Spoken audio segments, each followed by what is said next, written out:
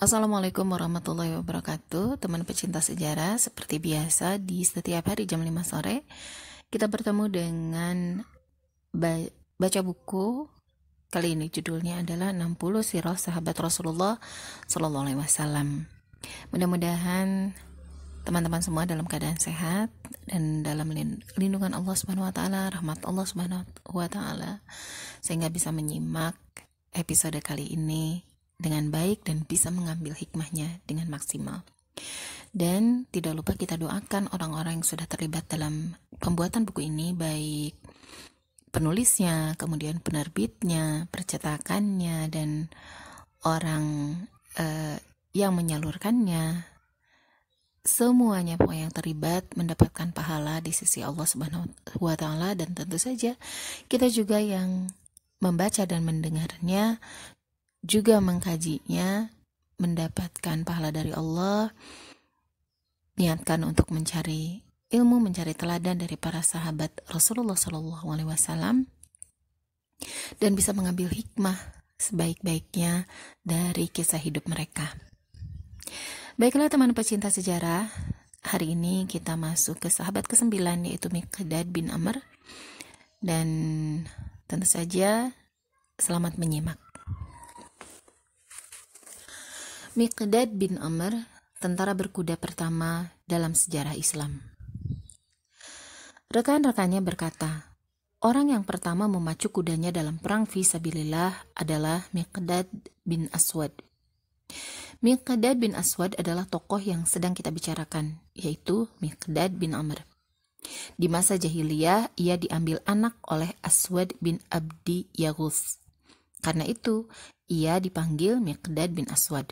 Tetapi setelah turunnya firman Allah yang melarang penisbatan nama seseorang ke ayah angkatnya, nama Miqdad dinisbatkan ke nama ayah kandungnya, yaitu Amr bin Sa'ad. Miqdad termasuk deretan orang yang pertama masuk Islam dan orang ketujuh yang menyatakan keislamannya secara terang-terangan hingga menanggung penderitaan dari kekejaman kaum kafir Quraisy. Semua kekejaman itu ia hadapi secara satria. Kiprah Miqdad di Perang Badar akan senantiasa terukir indah dan tidak akan terlupakan. Bahkan, setiap orang yang melihatnya berharap dialah yang melakukan kiprah itu. Abdullah bin Mas'ud radhiyallahu anhu berkata, aku telah menyaksikan kiprah Miqdad. Seandainya aku yang melakukan kiprah itu, tentu lebih aku sukai daripada semua yang ada di muka bumi ini. Hari itu, kaum muslimin sedikit tegang, karena orang-orang kafir Quraisy datang dengan kekuatannya yang dahsyat, dengan semangat dan tekad yang bergelora, dengan kesombongan dan keangkuhan mereka. Hari itu, jumlah kaum muslimin masih sedikit, dan belum teruji dalam peperangan untuk membela Islam. Inilah peperangan pertama yang mereka terjuni. Saat inilah Rasulullah akan mengetahui keimanan para pengikutnya dan kesiapan mereka untuk menghadapi pasukan musuh yang terdiri dari pasukan pejalan kaki dan pasukan berkuda. Rasulullah meminta pendapat mereka. Para sahabat paham bahwa beliau benar-benar meminta pendapat mereka. Meskipun nantinya ada pendapat yang berlainan dengan pendapat kebanyakan, Rasulullah tidak akan memarahi orang tersebut. Miqdad khawatir kalau ada di antara kaum muslimin yang masih berpikir 1000 kali untuk melakukan peperangan. Karena itu, sebelum ada yang angkat bicara, Miqdad ingin mendahului mereka, agar dengan kata-katanya yang tegas dapat mengobarkan semangat juang dan bisa menjadi pendapat umum. Tetapi sebelum ia menggerakkan kedua bibirnya, Abu Bakar As-Siddiq sudah mulai bicara. Apa yang dikemukakan Abu Bakar sangat baik. Miqdad pun tenang. Kemudian Umar bin Khattab menyusul bicara. Pendapatnya juga baik. Setelah itu barulah Miqdad angkat bicara. Ya Rasulullah, jangan ragu. Laksanakanlah apa yang dititahkan Allah. Kami akan bersamamu. Demi Allah, kami tidak akan berkata seperti yang dikatakan Bani Israel kepada Musa. Pergilah kamu bersama Tuhanmu dan berangkatlah. Kami akan duduk menunggu di sini.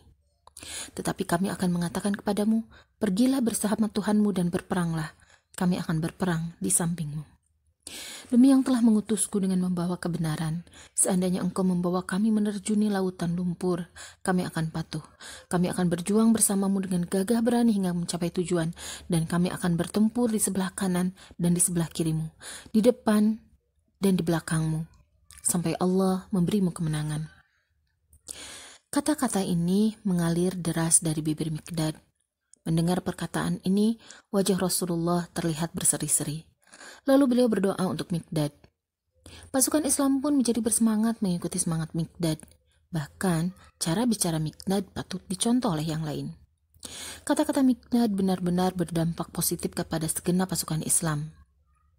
Sa'ad bin Mu'az, pemuka kaum Ansor berkata, "Ya Rasulullah, sungguh kami telah beriman kepadamu, membenarkanmu, dan kami telah saksikan bahwa apa yang engkau bawa adalah benar. Kami juga sudah bersumpah setia kepadamu. Karena itu, majulah wahai utusan Allah, kami akan bersamamu. Demi yang telah mengutusmu membawa kebenaran, seandainya engkau membawa kami ke lautan, lalu engkau mengarungi lautan itu, tentu kami juga akan mengarunginya. Tidak seorang pun akan berpaling. Kami akan bersamamu berperang melawan musuh. Kami adalah orang-orang yang gagah berani dalam peperangan, tidak gentar menghadapi musuh. Allah akan memperlihatkan kepadamu kiprah kami dalam peperangan yang akan berkenan di hatimu. Karena itu maju terus, kami akan bersamamu. Berkah Allah akan bersama kita." Rasulullah sangat senang. Beliau bersabda kepada para pengikutnya, "Berangkatlah dan bergembiralah." Dan kedua pasukan pun berhadapan. Jumlah anggota pasukan Islam yang berkuda ketika itu tidak lebih dari 3 orang, yaitu Miqdad bin Amr, Marsad bin Abi Marsad, dan Zubair bin Awan. Sementara yang lain berjalan kaki atau menunggang unta. Ucapan Miqdad yang kita kemukakan tadi tidak saja menggambarkan keberaniannya, tetapi juga melukiskan sikap bijaksananya dan pola pikirnya yang mendalam. Dan memang, demikianlah sifat Miqdad. Ia orang yang baik dan cara pandangnya sangat tajam. Ia tidak hanya terlihat pada ucapannya, tetapi terlihat juga pada prinsip hidup dan perilakunya yang lurus. Semua pengalamannya adalah sumber bagi sikap bijak dan pola pikirnya. Ia pernah diangkat oleh Rasulullah sebagai gubernur di suatu wilayah, tatkala ia kembali dari tugasnya. Nabi bertanya, "Bagaimana dengan jabatanmu?" Ia jawab dengan jujur, "Engkau telah menjadikanku menganggap diri ini di atas rakyat, sedang mereka di bawahku. Demi yang telah mengutusmu membawa kebenaran, mulai saat ini saya tidak akan menjadi pemimpin sekalipun untuk 2 orang." Jika ini bukan sikap bijak, lantas apa? Jika dia bukan orang yang bijak, lantas siapa? Ia adalah seorang laki-laki yang tidak tertipu oleh dirinya dan kelemahannya. Ia menjadi gubernur, lalu dirinya dikuasai kemegahan dan pujian. Kelemahan ini disadarinya hingga ia bersumpah akan menghindarinya dan menolak untuk menjadi gubernur lagi setelah pengalaman pahit itu. Dan ia menepati janjinya itu. Sejak saat itu, ia tak pernah menerima jabatan pemimpin.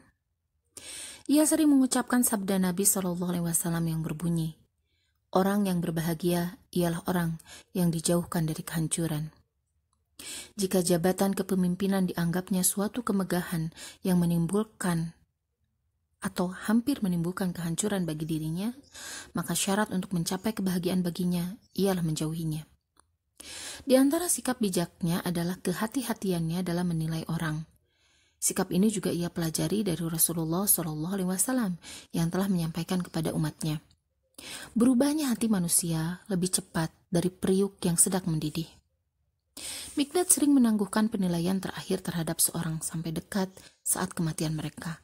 Tujuannya ialah agar orang yang akan dinilainya tidak mengalami hal baru lagi. Adakah perubahan setelah kematian? Sikap bijaknya terlihat sangat jelas dalam dialog berikut. Seorang teman yang menceritakan, "Suatu hari, kami duduk dekat Miqdad. Tiba-tiba, seorang laki-laki lewat dan berkata kepada Miqdad, 'Sungguh berbahagialah kedua mata yang telah melihat Rasulullah ini. Demi Allah, kami sangat senang jika dapat melihat apa yang kau lihat dan menyaksikan apa yang kau saksikan.' Miqdad menghampirinya dan berkata, 'Apa yang mendorong kalian ingin menyaksikan peristiwa yang tidak dipertontonkan oleh Allah, padahal kalian tidak tahu bagaimana kondisi kalian jika menyaksikannya?' Demi Allah, ada orang-orang yang hidup di masa Rasulullah, tapi mereka dijerumuskan Allah ke neraka jahanam. Sebaiknya kalian bersyukur kepada Allah yang menghindarkan kalian dari malapetaka seperti yang menimpa mereka itu, dan menjadikan kalian sebagai orang-orang yang beriman kepada Allah dan Nabi kalian. Sungguh, satu sikap yang bijak luar biasa.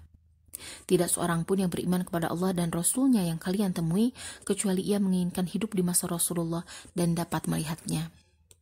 Tetapi penglihatan Mikdad yang tajam dapat menembus sesuatu yang tidak terjangkau oleh keinginan itu. Bukankah tidak mustahil orang yang menginginkan hidup pada masa-masa tersebut akan menjadi salah seorang penghuni neraka? Bukankah tidak mustahil ia berada di barisan orang-orang kafir? Tidakkah lebih baik jika ia bersyukur kepada Allah yang telah menghidupkannya di masa di mana Islam telah tersebar luas sehingga ia bisa melaksanakan ajaran Islam dengan mudah?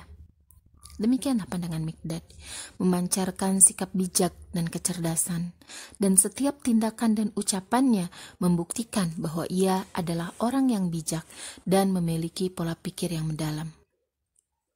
Kecintaan Mikdad kepada Islam tidak terkira besarnya.